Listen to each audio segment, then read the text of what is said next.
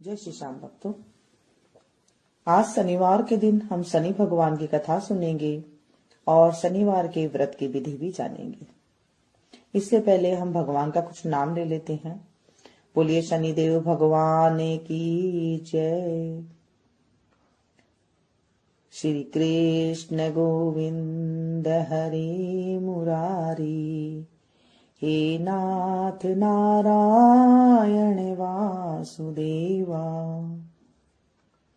श्री कृष्ण गोविंद हरि मुरारी, हे नाथ नारायण वासुदेवा।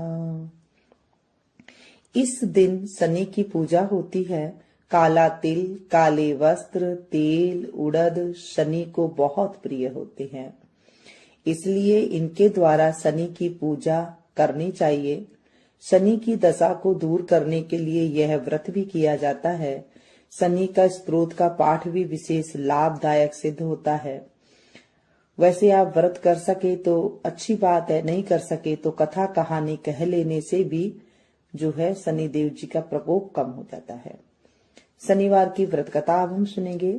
एक समय सूर्य, चंद्रमा, मंगल, बुध, बृहस्पति, शुक्र, शनि, राहु और केतु इन ग्रहों में आपस में झगड़ा हो गया कि हम सब में बड़ा कौन है। सब अपने आप को बड़ा कहते थे। जब आपस में कोई निर्णय न हो सका तो सबके सब आपस में झगड़ते हुए इंद्र के पास गए और कहने लगे कि आप देवताओं के राजा हैं, इसलिए आप हमारा न्याय करके बतलाइए कि हम 9 ग्रहों में सबसे बड़ा कौन है। राजा इंद्र उनका प्रश्न सुनकर घबरा गए और कहने लगे, मुझमें यह सामर्थ्य नहीं है कि मैं किसी को बड़ा या छोटा बताऊं। मैं अपने मुख से कुछ नहीं कह सकता हूं। हाँ, एक उपाय हो सकता है। इस समय पृथ्वी पर राजा विक्रमादित्य दूसरों के दुखों का निवारण करने वाले हैं, इसलिए तुम सब मिलकर उन्हीं के पास जाओ, वही तुम्हारे दुखों का निवारण करेंगे। यह सुनकर सभी ग्रह देवता चलकर भूलोक में राजा विक्रमादित्य की सभा में जाकर उपस्थित हुए और अपना प्रश्न राजा के सामने रखा। राजा उनकी बात सुनकर बड़ी चिंता में पड़ गए कि मैं अपने मुख से किसको बड़ा और किसको छोटा बताऊं। जिसको छोटा बताऊंगा वही क्रोध करेगा। परंतु उनका झगड़ा निपटाने के लिए उन्होंने एक उपाय सोचा कि सोना, चांदी, कांसा, पीतल, सीसा, रांगा, जस्ता, अभ्रक और लोहा 9 धातुओं के 9 आसन बनवाएं। सब आसनों को क्रम से, जैसे सोना सबसे पहले और लोहा सबसे बाद में बिछाएं। इसके बाद राजा ने सब ग्रहों से कहा कि आप सब अपने अपने आसनों पर बैठिए। जिसका आसन सबसे आगे है वह सबसे बड़े हैं और जिसका आसन सबसे पीछे है वह सबसे छोटा है, जानिए। क्योंकि लोहा सबसे पीछे था और वह शनिदेव का आसन था, इसलिए शनिदेव ने समझ लिया कि राजा ने मुझको छोटा बना दिया है। इस पर शनिदेव को बड़ा क्रोध आया और कहा कि राजा, तू मेरे पराक्रम को नहीं जानता। सूर्य एक राशि पर 1 महीना रहता है, चंद्रमा 2.25 दिन, मंगल 1.5 महीना, बृहस्पति 13 महीने, बुध और शुक्र 1 महीने, परंतु मैं एक राशि पर 2.5 अथवा 7.5 साल तक रहता हूँ। बड़े बड़े देवताओं को भी मैंने भीषण दुख दिया है। राजन सुनो, राम जी को 7.5 आई तो वनवास हो गया था और रावण पर आई तो राम और लक्ष्मण ने सेना लेकर लंका पर चढ़ाई कर दी, रावण कुल का नाश कर दिया। हे राजा, अब तुम सावधान रहना। राजा कहने लगा, जो कुछ भाग्य में होगा देखा जाएगा। उसके बाद अन्य ग्रह तो प्रसन्नता के साथ चले गए, परंतु शनिदेव बड़े क्रोध के साथ वहां से गए। कुछ काल व्यतीत होने पर जब राजा को 7.5 की दशा आई तो शनिदेव घोड़े के सौदागर बनकर अनेक सुंदर सुंदर घोड़ों के सहित राजा की राजधानी में आए। जब राजा ने सौदागरों को आने की खबर सुनी तो अपने अश्वपाल को अच्छे अच्छे घोड़े खरीदने की आज्ञा दी। अश्वपाल ऐसी अच्छी नस्ल का घोड़ा देखकर उनका मूल्य सुनकर चकित रह गया और तुरंत ही राजा को खबर दी। राजा उन घोड़ों को देखकर एक अच्छा सा घोड़ा चुनकर सवारी के लिए चढ़ा। राजा के घोड़े पर पीठ पर चढ़ते ही घोड़ा ने जोर से भागा। घोड़ा बहुत दूर एक बड़े जंगल में जाकर राजा को छोड़कर अंतर्ध्यान हो गया। इसके बाद राजा अकेला जंगल में भटकता फिरता रहा। बहुत देर के बाद राजा ने भूख और प्यास से दुखी होकर भटकते भटकते एक ग्वाले को देखा। ग्वाले ने राजा को प्यास से व्याकुल देखकर पानी पिलाया। राजा की अंगुली में एक अंगूठी थी। राजा ने वह अंगूठी निकालकर प्रसन्नता से ग्वाले को दे दी और शहर की ओर चल दिया। राजा शहर में पहुंचकर एक सेठ की दुकान पर जाकर बैठ गया और अपने आप को उज्जैन का रहने वाला तथा अपने नाम वीका बताया। सेठ ने उसको एक कुलीन मनुष्य समझकर जल आदि पिलाया। भाग्यवश उस दिन सेठ की दुकान पर बिक्री अधिक हुई। तब सेठ उसको भगवान पुरुष समझकर भोजन कराने के लिए अपने साथ ले गया। भोजन करते समय राजा ने आश्चर्य की बात देखी कि खूंटी पर हार लटक रहा था, वह खूंटी उस हार को निगल रही है। भोजन के बाद कमरे में आने पर जब सेठ को कमरे में हार न मिला तो सबने यह निश्चय किया कि सिवाय वीका के और कोई इस कमरे में नहीं था, अतः अवश्य ही उसी ने हार चोरी किया है। परंतु वीका ने कहा, हार मैंने नहीं लिया है। इस पर 5-7 आदमी इकट्ठे होकर उसको फौजदार के पास ले गए। फौजदार ने उसको राजा के सामने उपस्थित कर दिया और कहा, ये आदमी तो भला प्रतीत होता है, चोर मालूम नहीं होता है, परंतु सेठ का कहना है कि इसके सिवा और कोई घर में नहीं आया ही नहीं, अवश्य ही चोरी इसी ने की है। तब राजा ने आज्ञा दी कि इसके हाथ पैर काट कर चौरंगिया किया जाए। राजा की आज्ञा का तुरंत पालन किया गया और वीका के हाथ पैर काट दिए गए। इस प्रकार कुछ काल व्यतीत होने पर एक तेली उसको अपने घर ले गया और कोल्हू पर बिठा दिया। वीका उस पर बैठा हुआ अपनी जबान से बैल हाँकता रहा। शनि की दशा समाप्त हो गई और एक रात को वर्षा ऋतु के समय वह मल्हार राग गाने लगा। उसका गाना सुनकर उस शहर के राजा की कन्या उस राग पर मोहित हो गई और दासी को खबर लाने को भेजा कि शहर में कौन गा रहा है। दासी सारे शहर में फिरते फिरते क्या देखती है कि तेली के घर चौरंगिया राग गा रहा है। दासी ने महल में आकर राजकुमारी को सब वृतांत सुना दिया। बस उसी क्षण राजकुमारी ने अपने मन में यह प्रण कर लिया कि चाहे कुछ भी हो जाए, मुझे उस चौरंगिया के साथ विवाह करना है। प्रातःकाल होते ही जब दासी ने राजकुमारी को जगाना चाहा तो राजकुमारी अनशन व्रत लेकर पड़ी रही। तब दासी ने रानी के पास जाकर राजकुमारी के न उठने का वृत्तांत कहा। रानी ने तुरंत ही वहां जाकर राजकुमारी को जगाया और उसके दुख का कारण पूछा तो राजकुमारी ने कहा, माँ, मैं यह प्रण कर लिया है कि तेली के घर में जो चौरंगिया है उसी के साथ विवाह करूंगा। माता ने कहा, पगली, यह क्या बात कर रही है? तेरा किसी देश के राजा के साथ विवाह किया जाएगा। राजकुमारी कहने लगी, माँ, मैं अपना प्रण कभी नहीं तोड़ूंगी। माता ने चिंतित होकर यह बात राजा को बताई।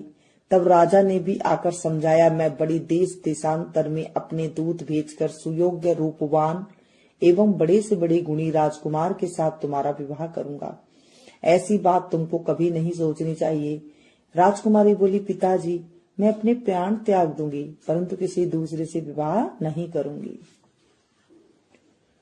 इतना सुनकर राजा ने क्रोध से कहा, यदि तेरे भाग्य में ऐसा ही लिखा है तो जैसी तेरी इच्छा वैसा ही कर। राजा ने तेली को बुलाकर कहा, तेरे घर में चौरंगिया है, उसके साथ मैं अपनी कन्या का विवाह करना चाहता हूँ। तेली ने कहा, यह कैसी हो सकता है? कहा आप हमारे राजा और कहा मैं नीच तेली। परंतु राजा ने कहा, भाग्य में लिखे कोई नहीं टाल सकता, अपने घर जाकर विवाह की तैयारी करो। राजा ने उसी क्षण तोरण और बंदरवार लगवाकर अपनी राजकुमारी का विवाह चौरंगिया विक्रमादित्य के साथ कर दिया। रात्रि को जब विक्रमादित्य और राजकुमारी महल में सोए तो आधी रात के समय शनिदेव विक्रमादित्य को सपने में दिया, राजा कहो, मुझको छोटा बतलाकर तुमने कितना दुख उठाया। राजा ने क्षमा मांगी। शनिदेव ने प्रसन्न होकर विक्रमादित्य को हाथ पैर दिए। तब राजा ने कहा, महाराज, मेरी प्रार्थना स्वीकार करे। जैसा दुख आपने मुझे दिया है ऐसा और किसी को न दे। शनिदेव ने कहा, तुम्हारी यह प्रार्थना स्वीकार है। जो मनुष्य मेरी कथा सुनेगा या कहेगा उसको मेरी दशा में कभी किसी प्रकार का दुख नहीं होगा, और जो नित्य ही मेरा ध्यान करेगा या चींटियों को आटा डालेगा उसके सब मनोरथ पूर्ण करूंगा।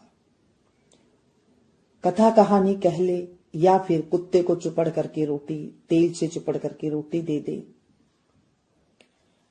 राजा का अगर शनि दशा लगती है तो हाथी का दान करे, उससे छोटे को लगता है तो घोड़े का दान करे, उससे छोटे को लगता है तो काले कुत्ते को तेल से चुपड़ कर रोटी दे दे, और उससे छोटे को लगी तो कथा कहानी कर ले। इससे भी शनि देव जो है उसके ऊपर कभी दुख नहीं देते हैं। इतना कहकर शनिदेव अपने धाम चले गए। राजकुमारी की आंख खुली और उसने राजा के हाथ पांव देखे तो उसे बड़ा आश्चर्य हुआ। उसको देखकर राजा ने अपना समस्त हाल कहा। मैं उज्जैन का राजा विक्रमादित्य हूँ। यह बात सुनकर राजकुमारी अत्यंत प्रसन्न हुई। प्रातःकाल राजकुमारी से उसकी सखिया ने पूछा तो उसने अपने पति का सारा वृत्तांत कह सुनाया।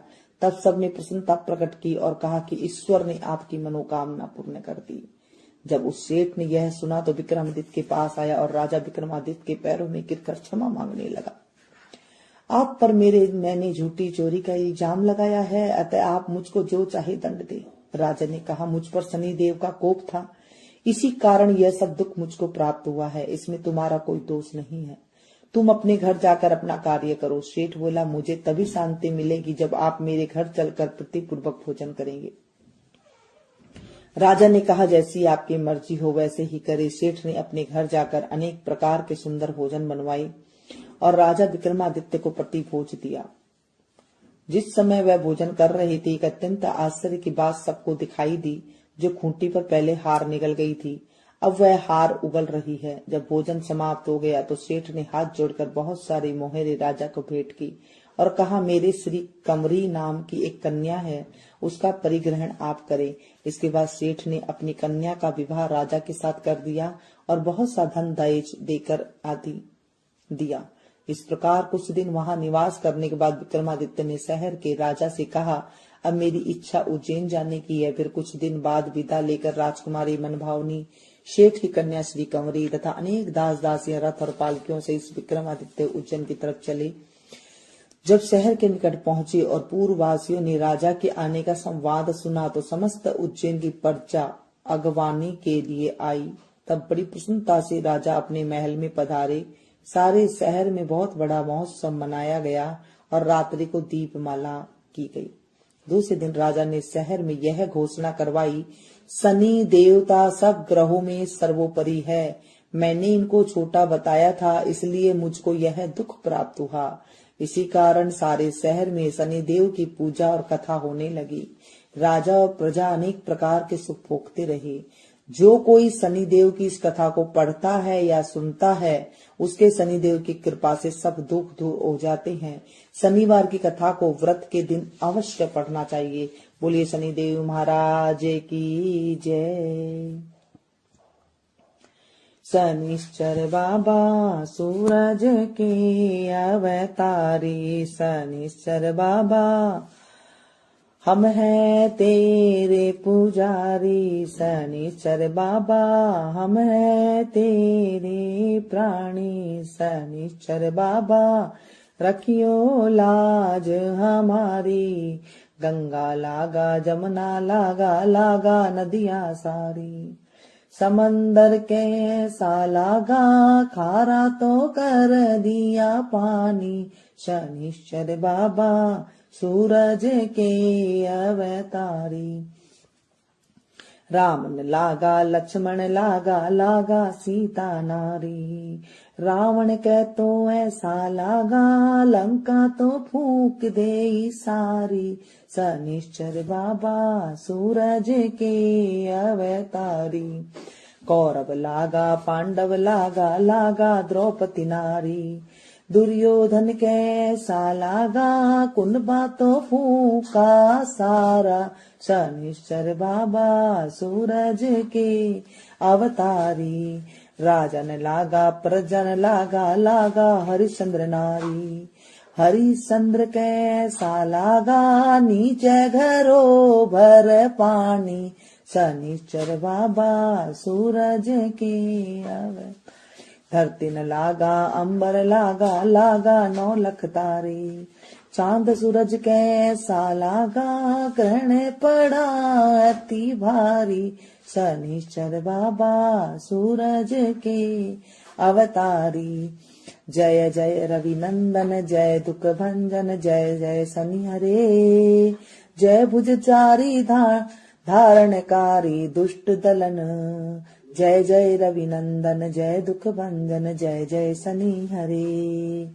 तुम होय कुपित नित करत दुखित धनिको निर्धन। तुम घर अनुप यम का स्वरूप हो करत बंधन। तब नाम जो दस तो ही करत सो बस सो जो करे रटन। महिमा अपार जग में तुम्हारा जपते देवतन। तब नैन कठिन नित बरे अगिन भैंसा वाहन। प्रभु तेज तुम्हारा अति ही करारा जानत सब जानन। प्रभु सन्निधान से तुम महान से होते हो मगन। प्रभु उदित नारायण शीस नवायन धरे चरण। जय जय रविनंदन जय दुख भंजन जय जय शनि हरे। जय जय शनि हरे। बोले शनिदेव जी महाराज की जय। शनिश्चर देव महाराज की जय। इस तरह से आज हमने शनिदेव महाराज की कथा सुनी, भजन गाया और आरती करी। इस कथा को आप ज्यादा से ज्यादा शेयर करें, क्योंकि जब हम कथा को किसी को सुनाते हैं तो हमारे ऊपर भी जो है कष्ट होते हैं वो दूर हो जाते हैं। हम कथा को सुनते हैं, सुनाते हैं, हुंकारा भरते हैं, तो हमारे जीवन में जब शनि दशा आती है तो शनि का क्रूर प्रभाव हमारे ऊपर नहीं पड़ता है और हम अच्छे से, जो शनि दशा होती है वो अच्छे से निकल जाती है, कोई दिक्कत नहीं आती है। तो इसलिए आप इसे अगर पसंद आई तो इसे ज्यादा से ज्यादा अपनों के साथ शेयर कीजिएगा, ताकि उनको भी लाभ मिल सके और आपको भी जो है कथा सुनाने का